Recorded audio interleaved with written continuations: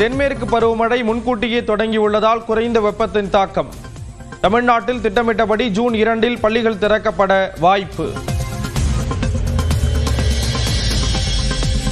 Corona பரவலால் தமிழ்நாட்டில் முகக்கவசம் கட்டாயம் என பரவும் தகவல் உண்மையல்ல.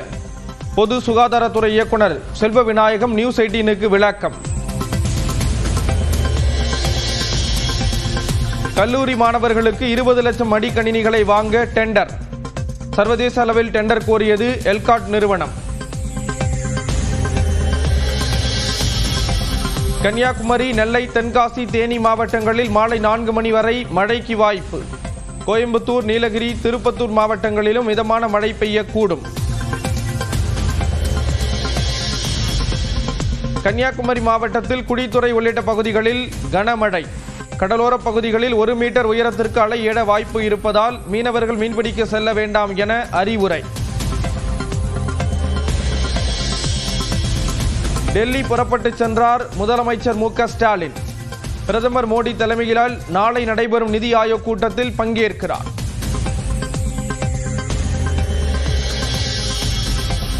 நகை கடனுக்கான புதிய நிபந்தனைகளால் ஏழை எளிய நடுத்தர மக்கள் பாதிக்கப்படுவார்கள் என எடப்பாடி பழனிசாமி எதிர்ப்பு. திரும்ப பெற வேண்டும் என ரிசர்வ் வங்கிக்கு வலியுறுத்தல். அமைச்சர் மா சுப்பிரமணியன் மீதான நில மோசடி வழக்கு வேறு நீதிபதிக்கு மாற்றம். சென்னை சிறப்பு நீதிமன்றத்தில் குற்றச்சாட்டு பதியப்படாத நிலையில் விசாரணை ஜூன் 17க்கு ஒத்திவைப்பு. முன்னாள் அமைச்சர் எஸ்.பி. வேலுமணிக்கு கொலை மிரட்டல் என கோவையில் அதிமுக சார்பில் புகார். 1 கோடி ரூபாய் பணம் கேட்டு மிரட்டல் கடிதம் வந்ததால் உரிய பாதுகாப்பு வழங்க கோரிக்கை. தமிழக வெற்றி கழகத்தின் சின்னத்தை தேர்வு செய்வது தொடர்பாக நிர்வாகிகளுடன் விஜய் ஆலோசனை. மக்களிடம் எளிதாக கொண்டு சேர்க்கும் விதத்தில் இருக்க வேண்டும் என பரிசீலனை. திருப்பதி ஏழுமலையான் கோயிலில் அலைமோதும் பக்தர்கள் கூட்டம். 7 கிலோமீட்டர் தூரத்திற்கு வரிசை நீண்டுள்ள நிலையில் இலவச தரிசனத்திற்கு 20 மணி நேரம் காத்திருப்பு. திருத்துறைப்பூண்டி கூட்டுறவு வங்கியில் 1,31 லட்சம் ரூபாய் மதிப்பிலான தங்க நகைகள் கையாடல். அடகு வைத்த நகைகள் இல்லை என்ற விவசாயிகளின் புகாரை செயலாளர் சஸ்பெண்ட். சென்னை அருகே முடிச்சூரில் வீட்டின் பூட்டை உடைத்து 40 சவரன் நகை கொள்ளை. 1,50 லட்சம் ரூபாயையும் திருடிச் சென்றவர்கள் குறித்து காவலர்கள் விசாரணை.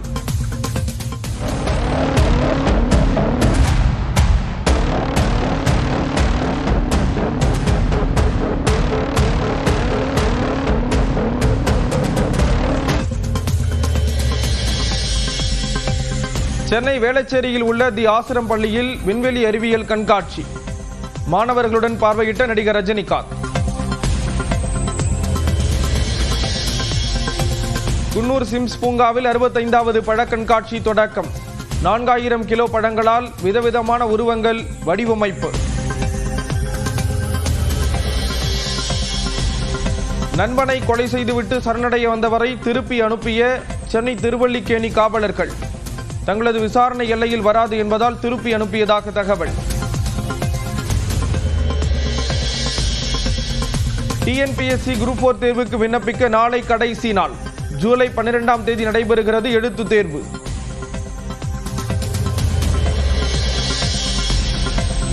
ஐபிஎல் புள்ளிப்பட்டியலில் முதலிடத்திற்கு முன்னேறுமா ராயல் சேலஞ்சர்ஸ் பெங்களூரு. ஹைதராபாத் அணியுடன் லக்னோ மைதானத்தில் இன்று பலப்பரீட்சை. தமிழ்நாட்டில் ஜூன் 2ஆம் தேதி திட்டமிட்டபடி பள்ளிகள் திறக்கப்படும் என தகவல் வெளியாகியிருக்கிறது.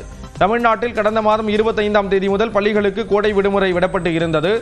கோடை விடுமுறை முடிந்து ஜூன் 2ஆம் தேதி முதல் பள்ளிகள் திறக்கப்படும் என அறிவிக்கப்பட்டிருந்தது. ஆனால் வெயில் சுட்டெரித்ததால் பள்ளிகள் திறப்பு தள்ளிப்போக வாய்ப்பு இருப்பதாக தகவல் வெளியானது. பள்ளிகள் திறப்பு தேதி பற்றி வெயிலின் தாக்கத்தை பொறுத்து முதலமைச்சர் முடிவு செய்வார் என அமைச்சர் அன்பில் மகேஷ் பொய்யாமொழி கூறியிருந்தார். இந்நிலையில் தென்மேற்கு பருவமழை முன்கூட்டியே தொடங்கியதால் தமிழ்நாட்டில் வெப்பத்தின் தாக்கம் பரவலாக குறைந்தது. எனவே திட்டமிட்டபடி ஜூன் 2ஆம் தேதி பள்ளிகள் திறக்கப்படும் என கூறப்படுகிறது.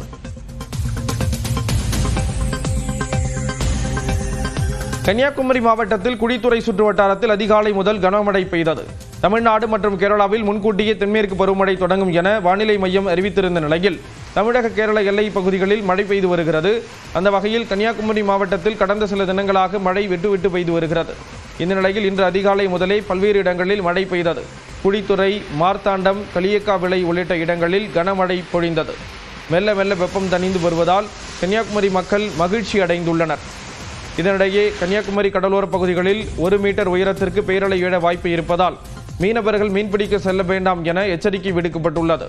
மேலும் தாழ்வான இடங்களில் கடல் நீர் செல்வதற்கு வாய்ப்பு உள்ளதால் கடற்கரையோரம் வசிக்கும் குடியிருப்பு வாசிகள் எச்சரிக்கையுடன் இருக்குமாறு கடல்சார் சேவை மையம் அறிவுறுத்தியுள்ளது.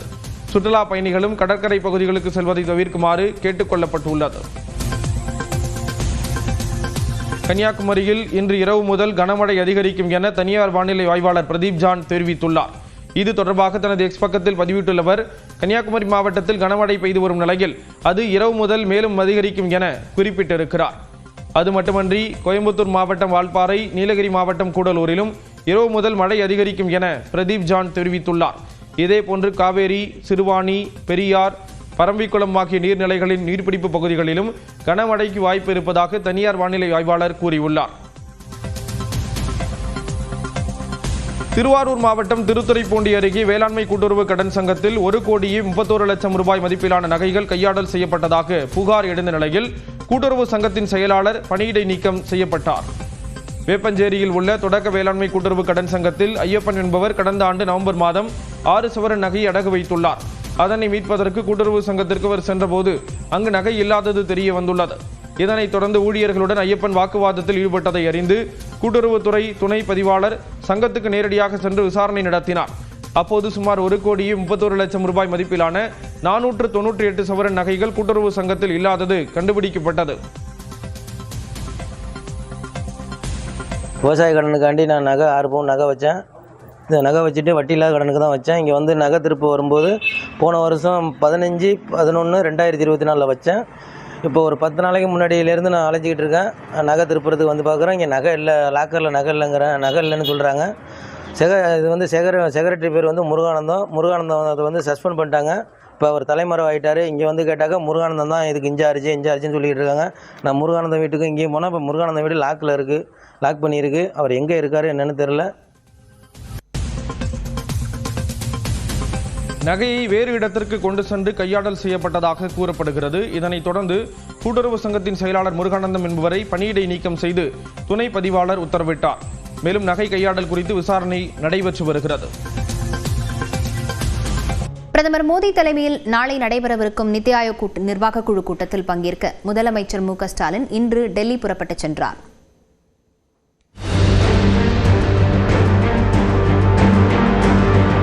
நடப்பாண்டுக்கான நிதி ஆயோக் நிர்வாக குழு கூட்டம் டெல்லியில் நாளை நடைபெறவிருக்கிறது. பிரதமர் மோடி தலைமையில் நடைபெறும் இந்த கூட்டத்தில் பங்கேற்க அனைத்து மாநில மற்றும் யூனியன் பிரதேச முதலமைச்சர்களுக்கு அழைப்பு விடுக்கப்பட்டுள்ளது. அந்த வகையில் நிதி ஆயோக் கூட்டத்தில் தமிழ்நாடு முதலமைச்சர் மு.க. ஸ்டாலின் பங்கேற்கிறார். இதையொட்டி டெல்லியில் உள்ள தமிழ்நாடு இல்லத்தில் இன்று தங்கும் முதலமைச்சர் தலைநகரில் பணியாற்றும் தமிழ்நாட்டைச் சேர்ந்த மற்றும் தமிழ்நாடு கேடரைச் சேர்ந்த IAS, IPS அதிகாரிகளை சந்திக்க உள்ளார். ஆளுநர் விவகாரம் தொடர்பாக தாக்கல் செய்யப்பட உள்ள மேல்முறையீட்டு மனு மற்றும் உச்சநீதிமன்றத்தில் நிலுவையில் உள்ள தமிழ்நாடு அரசின் மனுக்கள் தொடர்பாக வழக்கறிஞர்கள் குழுவை சந்தித்தும் முதலமைச்சர் ஆலோசனை நடத்த வாய்ப்புள்ளது.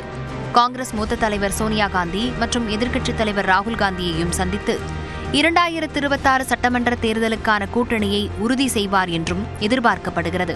பின்னர் நாளை குடியரசுத் தலைவர் மாளிகையில் நடைபெறும் நிதி ஆயோக் கூட்டத்தில் முதலமைச்சர் மு.க. ஸ்டாலின் கலந்து கொள்ள உள்ளார். அப்போது கல்வி நிதி உள்ளிட்ட தமிழ்நாட்டிற்கு வழங்க வேண்டிய நிதியை விடுவிக்க முதலமைச்சர் வலியுறுத்துவார் என எதிர்பார்க்கப்படுகிறது. மேலும் மத்திய மாநில அரசுகளிடையே நிலவும் பிரச்சினைகள், ஆளுநரின் செயல்பாடுகள் குறித்தும் கருத்துக்களை முன்வைத்து பேசுவார் என்றும் தெரிகிறது. PM ஸ்ரீ திட்டம், சமக்ர சிக்ஷா அபியான் உள்ளிட்ட திட்டத்தின் கீழ் நிதி விடுவிக்க மறுப்பு, ஆளுநர் விவகாரத்தில் குடியரசுத் தலைவரின் தலையீடு உள்ளிட்ட விவகாரங்கள் தொடர்பாக பிரதமர் மோடி, மத்திய உள்துறை அமைச்சர் அமித்ஷா ஆகியோரை முதலமைச்சர் மு.க. ஸ்டாலின் தனியாக சந்திக்க மாட்டார் என தெரிகிறது. அதே நேரம் நிதி ஆயோக் கூட்டத்தினிடையே மேற்குவங்க முதலமைச்சர் மம்தா பானர்ஜி, கேரள முதலமைச்சர் பினராயி விஜயன், தெலங்கானா முதலமைச்சர் ரேவந்த் ரெட்டி, கர்நாடக முதலமைச்சர் சித்தராமையா உள்ளிட்ட இந்தியா கூட்டணி முதலமைச்சர்களை சந்தித்து பேச உள்ளார். இதேபோன்று தனது நண்பரும் ஆந்திர முதலமைச்சருமான சந்திரபாபு நாயுடுவையும் முதலமைச்சர் சந்திக்க உள்ளார். நிதி ஆயோக் கூட்டம் முடிந்ததும் சனிக்கிழமை மாலையே முதலமைச்சர் மு.க. ஸ்டாலின் சென்னை திரும்ப உள்ளார்.